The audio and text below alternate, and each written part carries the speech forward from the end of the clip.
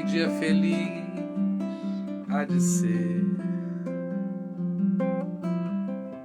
o dia em que a Cristo eu vi, poder sua face então mirar,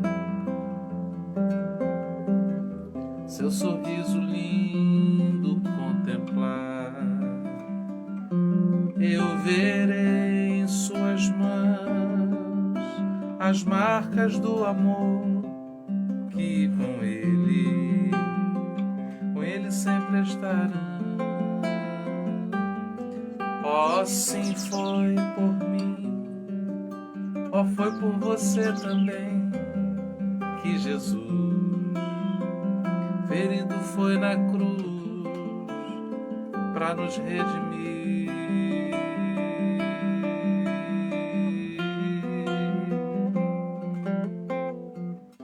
Com sua voz tão suave e doce, quero ouvir Jesus falar. Vinde benditos possuir por herança o reino que vos preparei.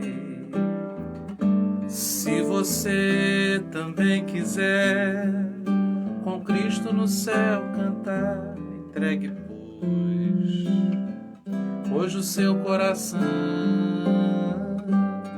Não demore, não há tempo, não mais tempo há. Em breve Jesus aqui irá voltar só para nos buscar.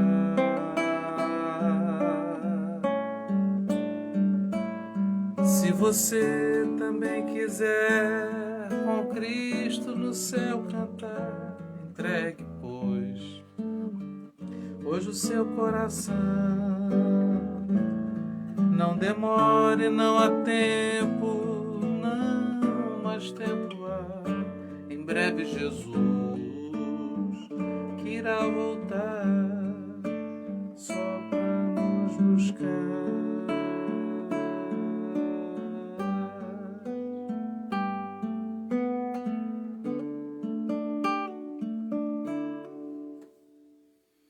Bom dia mais uma vez.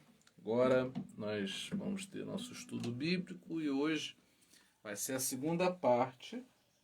Semana passada a gente começou naquilo que seria o prelúdio do soar das trombetas e a gente parou no verso 6 do capítulo 8. E a gente basicamente falou sobre oração, o papel da oração, que sobe como incenso, não é a fumaça do incenso ao altar de Deus. E hoje eu quero falar sobre as primeiras 4 trombetas, a partir do versículo 7. E o nosso propósito é o que já temos nos programado a fazer, que é a revelação de Jesus Cristo. E hoje queria dar uma ênfase muito à questão emocional, né? Nossa participação nisso aí. Eu quero ler com você a partir do verso 7, então. Amém? O primeiro anjo tocou a sua trombeta e houve saraiva e fogo misturado com sangue foram lançados na terra, que foi queimada na sua terça parte. Queimou-se a terra, a terça parte das árvores, e toda a erva verde foi queimada. E o segundo anjo tocou a sua trombeta e foi lançada no mar uma coisa como um grande monte ardendo em fogo. E tornou-se em sangue a terra parte do mar. E morreu a terça parte das criaturas que tinham vida no mar, e perdeu-se a terça parte das naus. E o terceiro anjo tocou a sua trombeta, e caiu do céu uma grande estrela, ardendo como uma tocha, e caiu sobre a terça parte dos rios e sobre as fontes das águas. E o nome da estrela era Absinto, e a terça parte das águas tornou-se em absinto, e muitos homens morreram das águas porque se tornaram amargas. E o quarto anjo tocou a sua trombeta, e foi ferida a terça parte do sol, e a terça parte da lua, e a terça parte das estrelas, para que a terça parte dele se escurecesse, e a terça parte do dia não brilhasse, semelhantemente à noite. E olhei e ouvi um anjo pelo meio do céu, dizendo com grande voz: Ai, ai dos que habitam sobre a terra, por causa das outras vozes das trombetas dos 3 anjos que hão de ainda tocar. Palavra do Senhor. Então, para nossa querida Karina, que gosta de anotar, é Apocalipse 8, e a gente vai do 7 até o 13. Foi essa leitura que nós fizemos. É a segunda parte, não é? Eu estou chamando de As Trombetas. Estou dando esse título aí para facilitar depois aí a gente escrever no YouTube. Tá bom? Quero saudar aí os irmãos que estão com a gente.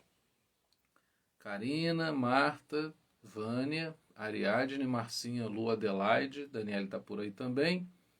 E eu convido agora para a gente orar, não é? Para Deus nos abençoar nessa ministração. Pai, fala conosco por intermédio da Tua santa palavra, que ela possa comunicar a Tua vontade e ela encontre os nossos corações abertos. Pai, que privilégio grande, maravilhoso poder transmitir a Tua palavra, que o Teu Espírito Santo possa ministrar sobre a nossa vida, trazendo edificação, conserto, transformação, que haja um despertar em nós e a partir desse despertar ações muito práticas, objetivas, que possam mudar aí situações e a gente se sinta, né, agentes de bênção na vida das pessoas, na sociedade. Essa é a nossa oração, Pai, nessa manhã, no nome de Jesus. Amém. Muito bem. Quando a gente começa a identificar os anjos tocando as trombetas, existem 2 possibilidades. Uma é a gente se ausentar do tema e pensar que é uma ação de Deus contra os homens. Então a gente cruza os braços e geme apenas diante das ações. A outra, da qual eu me vinculo,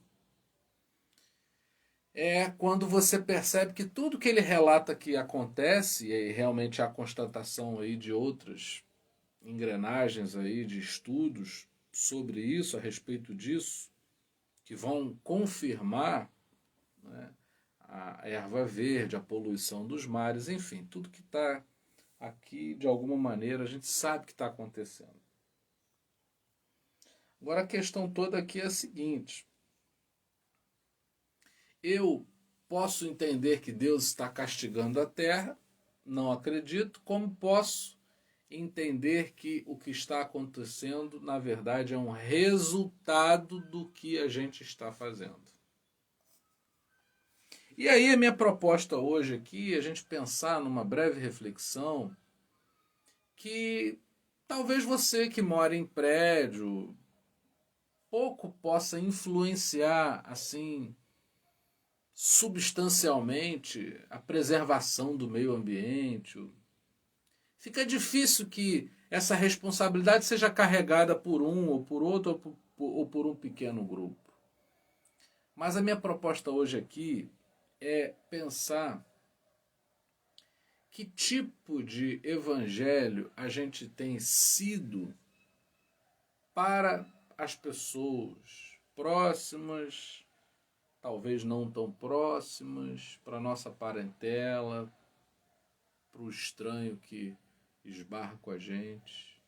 A sensação que eu tenho, por favor, interajam, é que não é só destruir floresta, que não é só poluir mares. Parece que nossos comportamentos, nossas ações estão poluindo pessoas, estão destruindo homens assim como destruímos árvores. Parece que existem coisas que ofuscam o brilho do sol na vida de pessoas. Eu convivo com relatos diários de angústia, de decepção, de tristeza que já passou de um nível que as pessoas consigam ter uma explicação clara. E eu tenho duas opções: ou eu sofro com isso, ou eu me chamo, não é? Eu me convoco para fazer parte de um exército que vai lutar contra isso. E nossas armas não podem matar pessoas. O nosso esforço tem que ser nos organizarmos de modo que a gente possa resgatar pessoas. A sensação que eu tenho também é que a igreja tem sido muitas vezes uma proposta muito similar à proposta que as pessoas têm no mundo. Elas só mudam de endereço, elas passam a ter apenas alguns hábitos diferentes, mas não chegam a tocar na profundidade. Ou seja, eu me lembro que talvez há 30 anos atrás a gente dissesse com muita facilidade que uma pessoa crente em Jesus jamais seria depressiva, jamais seria tomada por pânico. Bem da verdade, a gente nem sabia muito designar, descrever, tudo era demônio e, muito infelizmente, para muitas pessoas continua sendo assim. Há uma falsa ideia também de que apenas pessoas ricas têm determinados tipos de transtorno. Parece que a pessoa, quando é pobre, ela não tem frescuras emocionais, segundo muitos, mas eu nunca consegui ver essa distinção. Pelo contrário, eu vejo muita gente pobre muito rancorosa.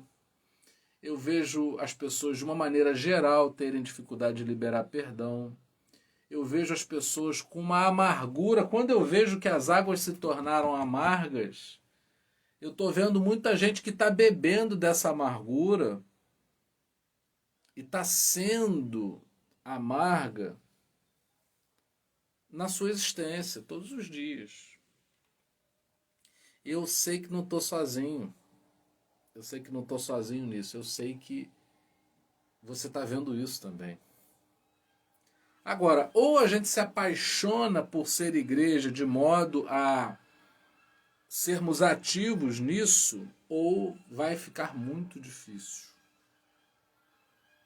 Eu destaco aí o trabalho da Ariadne como psicóloga, eu destaco o trabalho da Karina, que não só estuda serviço social, como é uma pessoa que tem uma visão nesse sentido. Eu destaco a Adelaide, que está engajada em trabalhos que são sociais, voltadas para as pessoas que sofrem. Eu destaco o trabalho, não é, de todos vocês, de alguma maneira, são instrumentos. Marta, naquilo que transmite, no seu conhecimento, tem contato com pessoas e eu sinto que ela deixa um testemunho que vai além do que o conteúdo específico dela como professora. E aí eu digo a você, né, que tudo aquilo que você faz pode, de alguma maneira, aplacar, porque o anjo no final do texto diz assim: ai, ai, pelo que vai vir. Não é possível que a gente vai esperar vir algo pior. Não é possível que a gente vai esperar por algo pior. É preciso que cada um se movimente segundo possa, para que a gente possa frear isso. Eu estava conversando ontem com um casal que a gente recebeu aqui, que ou a gente tem a humildade de aprender com os nossos filhos, adolescentes, jovens, ou a gente não vai conseguir fazer uma leitura do mundo como ele é hoje. Há uma necessidade de atualização a todo momento, não podemos parar no tempo. Não podemos parar no tempo. Leis mudam, situações nos acometem e a gente tem que estar preparado para tudo isso, porque há um curso de destruição que a gente pode ver, está patente aos nossos olhos. Porém, nós somos um movimento que pode frear e se tornar conhecido por ir num outro sentido, numa outra direção. Então, se você disser que tudo é demônio, se você achar que tudo se resolve no grito, ok, a gente continua indo de mal a pior. Se a gente se apega ao que a gente está lendo aqui, como a trombeta, eu vejo a trombeta como um resultado. Né? Se um olhar desatento pensa assim, a trombeta está avisando o que vai acontecer. Não, a trombeta está sinalizando o resultado daquilo que já foi feito. O resultado daquilo que já foi feito. Conheço pessoas que foram muito religiosas, fanáticas, e que hoje estão adoecidas e que estão precisando gastar um tempo para se libertarem daquilo que a princípio era para ser bom.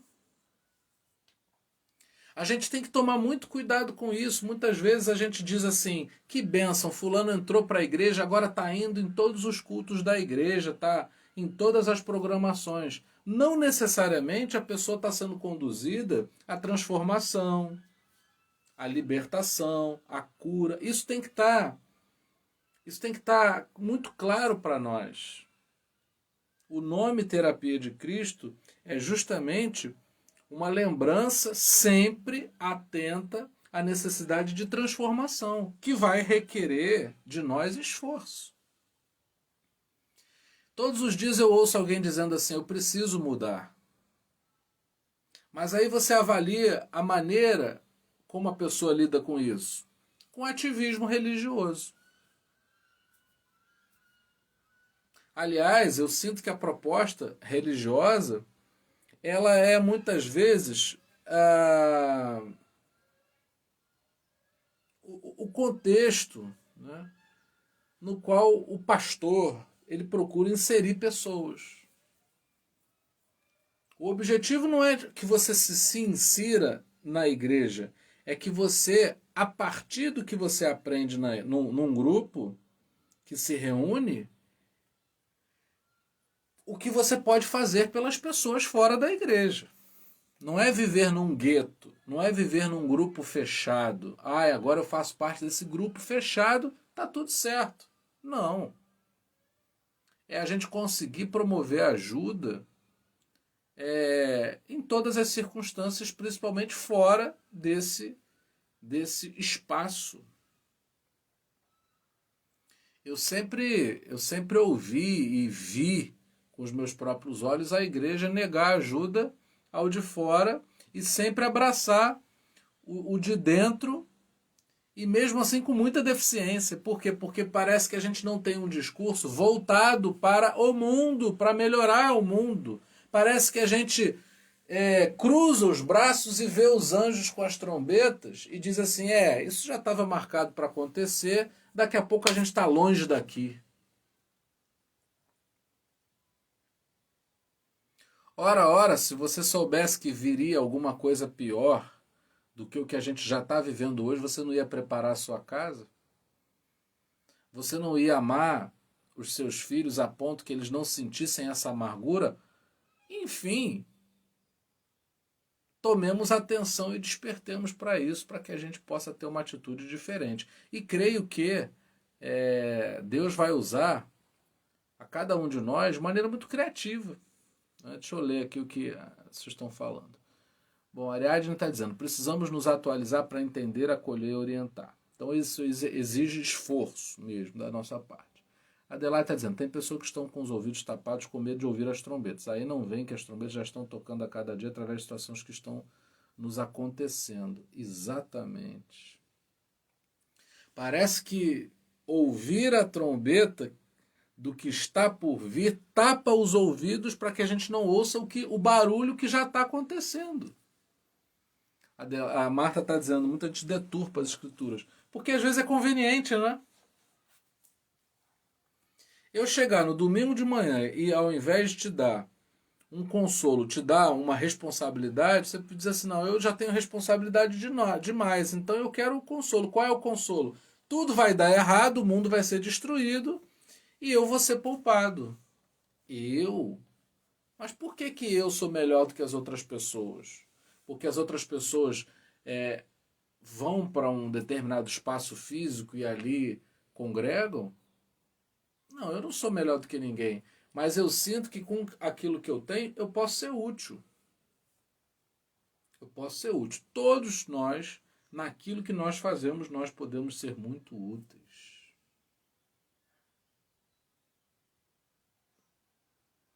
Existem pessoas que cuidam de idosos. Existem pessoas que tiveram suas vidas completamente paralisadas do ponto de vista de projetos pessoais para cuidarem de alguém. A gente não exalta essas pessoas. Na igreja, por exemplo, quem cuida de criança é qualquer pessoa que tenha paciência para cuidar de criança. Aliás, honrar pai e mãe, né, é uma coisa que para muita gente é difícil, mas você chegou na idade que você tem e teve um tempo na tua vida, e foi um tempo longo, que alguém te assistiu. Mal ou bem, fez o melhor que podia por você. A gente se lembra, talvez, com tristeza de coisas que passaram-se, porém, a gente tem que ver o seguinte, quem estava cuidando da gente fez o melhor que podia. E muitas vezes a gente delega, transfere o que na verdade tem que estar com a nossa mão, na nossa mão. O cuidado com as crianças, né? Ontem, por exemplo, eu vivi uma experiência interessante. Eu estava com esse casal aqui, esse meu amigo gosta de ver jogo de futebol. E eu não assisto. Mas o vizinho, ele assiste, e aí eu disse pro meu pai, olha, será que a gente tem aqui o canal que passa o jogo? Meu pai falou, olha, não, porque é um pacote diferente. Como aqui a gente não acompanha futebol, não vale a pena gastar esse dinheiro. E aí meu pai me lembrou, olha, o vizinho, ele deve saber se vai passar na internet ou como assistir. Eu liguei para o vizinho, prontamente ele falou assim, não, pode vir, pode trazer quem você quiser para assistir aqui na minha casa. Ele me acolheu dentro da sala dele, geralmente até ele faz fora, no anexo. Ele me acolheu dentro da casa dele, sem perguntar, e o fato de a gente estar ali para assistir o jogo com ele foi um motivo para que ele nos recebesse. E eu fiquei pensando, eu não vou falar de ninguém não, vou falar de mim. Eu não teria essa facilidade.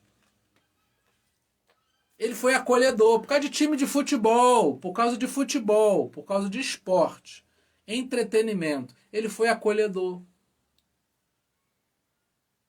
Ele congregou.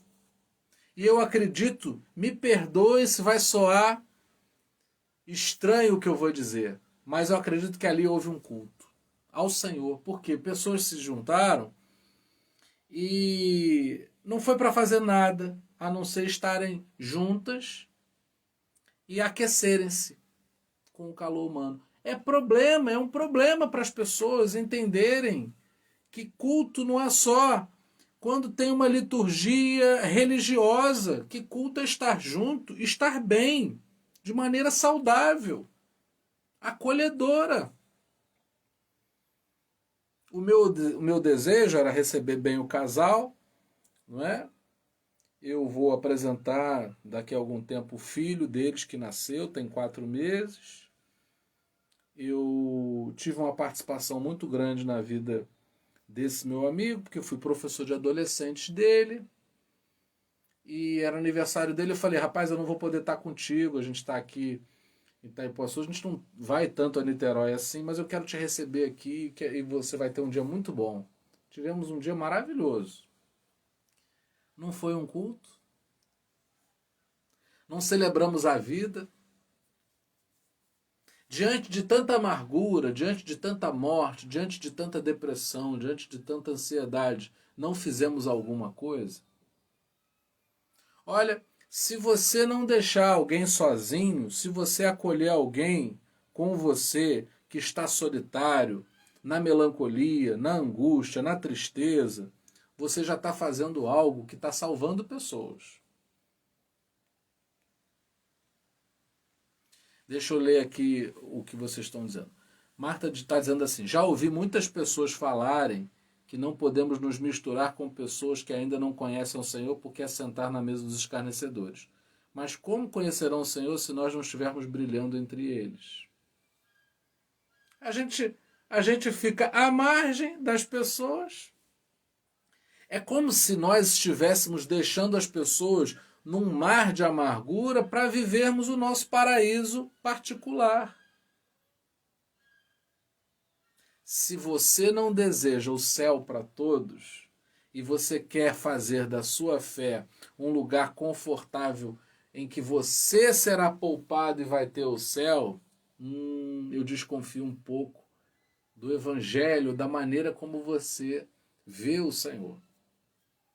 Eu preciso que todos... Você está entendendo que o meu vizinho, por ter acesso ao que eu não tinha, ele me acolheu para dar acesso? Ou seja, a gente tem que fazer daquilo que a gente tem um lugar de acesso para mais pessoas. Você tem acesso a amor? Então, dê esse acesso a mais pessoas para que pessoas se sintam amadas.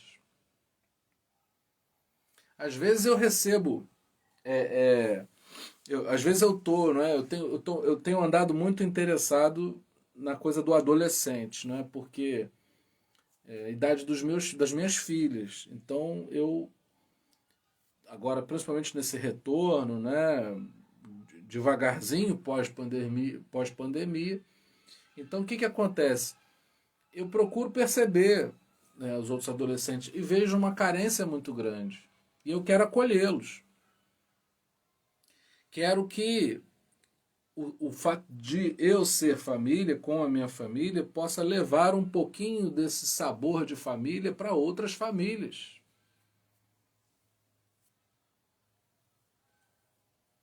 A Adelaide está falando aí, né? Viveu a mesma experiência. Ontem vi meu filho junto aos meus sobrinhos assistindo ao jogo e eu vi Deus bem presente naquele momento. Eu e minha cunhada choramos emocionados. Isso é cultuar a Deus. Isso é cultuar a Deus. É possível a gente se juntar e esse ajuntamento não ser para brigar.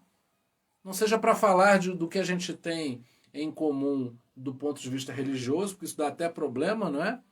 Mas da vida. Deus não é contra a vida. O que não é Deus que está mandando essa punição. É o homem que está sendo punido pelas suas próprias ações. A Ariadne está dizendo assim: todos os problemas do mundo seriam resolvidos com amor e compreensão. E é incrível, Ariadne, que a gente não pode acrescentar a isso a nossa religião. A nossa maneira de crer não resolve o mundo. Eu entendo a afinidade que você tenha à sua fé. Eu só não entendo quando você tenta impor isso a alguém. Porque a carência é de amor e de compreensão. E aí a gente faz do Apocalipse um filme de terror. A gente projeta esse filme de terror para quê? Para colocar medo nas pessoas? A melhor maneira da gente compreender o Apocalipse é retornando o entendimento que a gente alcance desse livro, amando e compreendendo. A gente vai ver o amor de muitos se esfriar, mas nós vamos ser conhecidos pelo amor que a gente tem.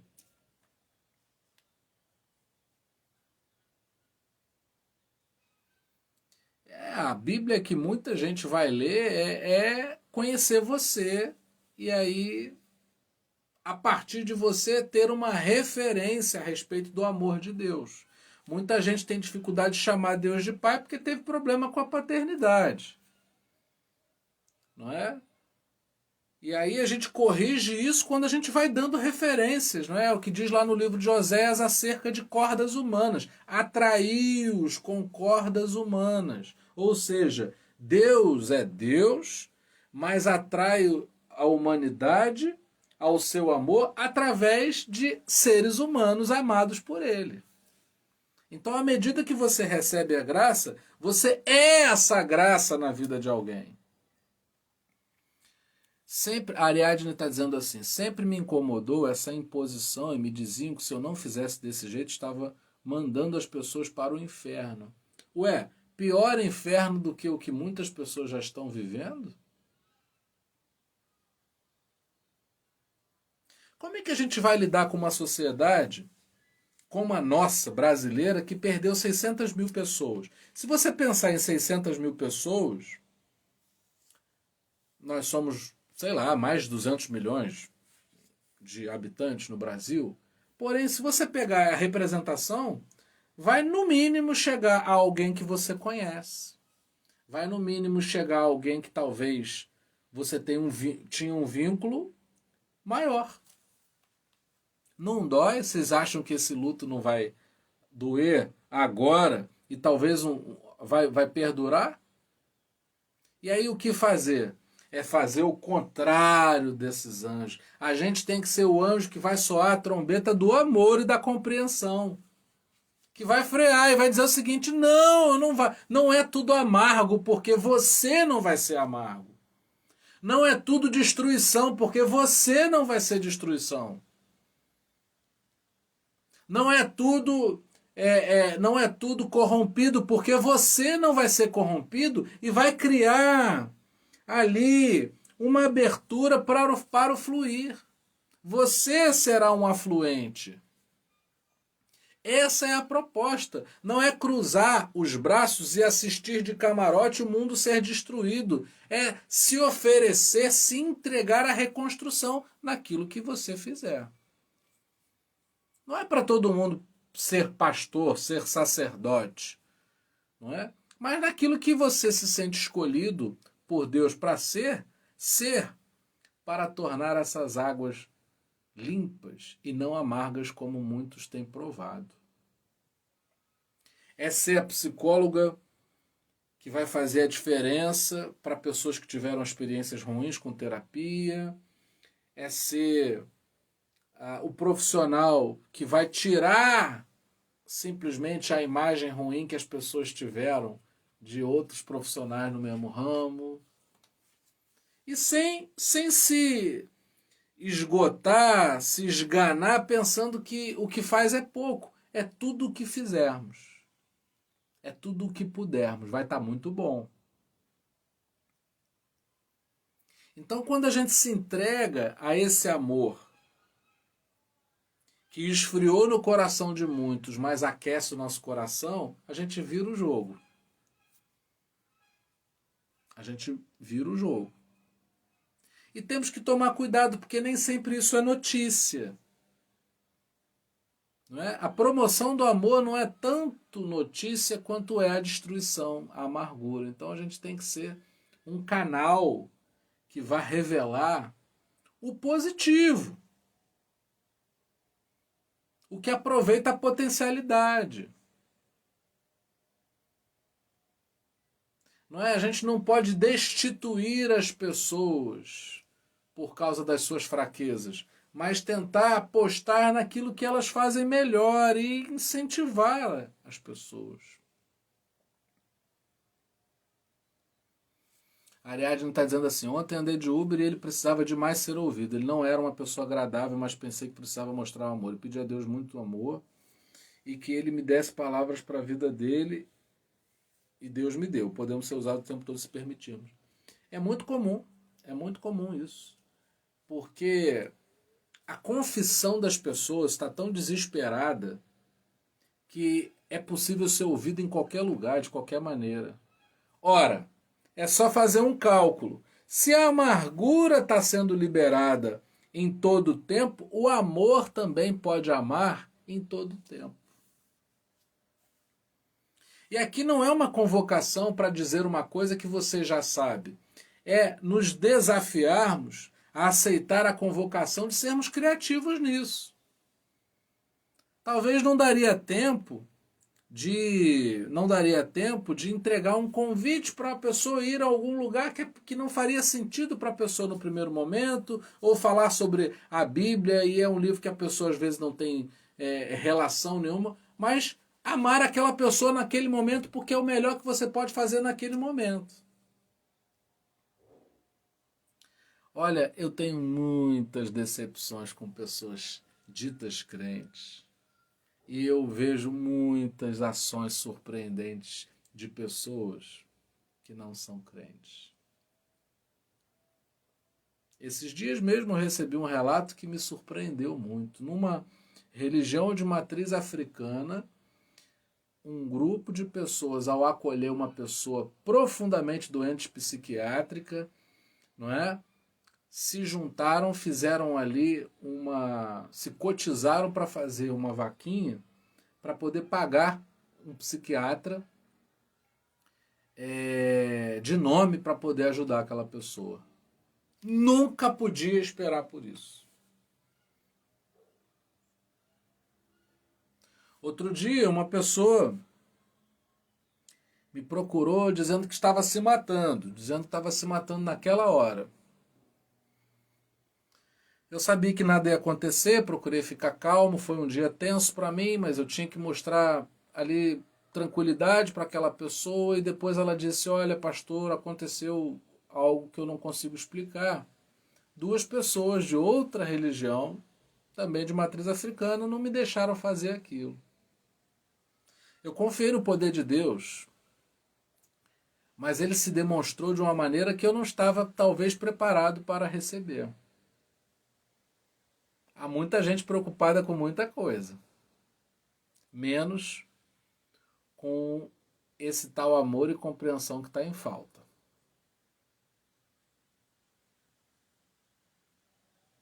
E com isso aqui, o mais importante não é criticar a nossa própria fé, é fazer um autoexame. Talvez a gente fale dos outros de qualquer maneira, talvez a gente seja dado a comentários sobre as pessoas naquilo que elas acreditam, e não nos detemos naquilo que elas fazem. Aonde há o amor sendo servido, a gente tem que ter um pouquinho mais de reverência. Aonde o amor não estiver sendo serviço, a gente tem que ter um olhar mais atento e vigilante. Aquele que está de pé, cuide para que não caia. E esse cair não é quando a pessoa diz assim, fulano não está mais frequentando ali, fulano caiu. Era o que eu ouvia quando eu era criança. Nós não podemos cair do amor de Deus, da graça de Jesus. Nós não podemos cair do exemplo do nosso Senhor Jesus. Tudo, não é? Há uma canção que eu acho muito linda que diz assim: se eu tivesse que resumir num nome tudo que a minha vida eu queria resumir no nome de Jesus. É um desafio tremendo, gigante. Mas realmente, quando a gente se resume ao nome de Jesus, a gente não se diminui, a gente amplia o que a gente pode ser. E aí, pensando a partir disso, eu creio que Deus vai dar direção para nossa vida. Bom, nós não estamos temerosos pelas trombetas que ainda vão tocar. Nós estamos disponíveis para mostrarmos uma alternativa, uma saída que se chama Jesus, e esse nome ele é na prática convertido em amor e compreensão. Esse amor que cura. Vamos orar? Pai, ajuda-nos para que possamos ser esse amor, essa compreensão que está faltando. Ó Senhor, que não entendamos aquilo que está acontecendo no mundo como um castigo seu, mas como o fruto das nossas ações. Que possamos ir na direção contrária, que possamos lançar sobre o coração das pessoas algo que aplaque, que debele o mal com o qual elas têm vivido todos os dias. Livra-nos da intolerância e nos leva a abraçar quem quer que seja, acolhendo no amor de Jesus. Que a gente não se prenda ao que não é importante, mas que a gente possa sobejar, transbordar daquilo que faz a diferença. O amor, esse amor que cura.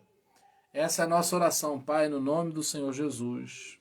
Amém. Que a graça maravilhosa do nosso Senhor e Salvador Jesus Cristo, que o amor incomparável de Deus, o nosso eterno Pai, que as doces consolações do Espírito Santo sejam com cada um de nós, para todos sempre. Amém. Deus abençoe, meus queridos. Foi muito bom passar por aqui e encontrá-los. À noite, aqueles que puderem, a gente tem o Domingo do Espírito Santo às 20, com uma mensagem, né, direcionada para a nossa semana e no propósito de sermos aí dirigidos pelo Espírito Santo. Beijão, não tem como não dizer isso. Amo muito vocês.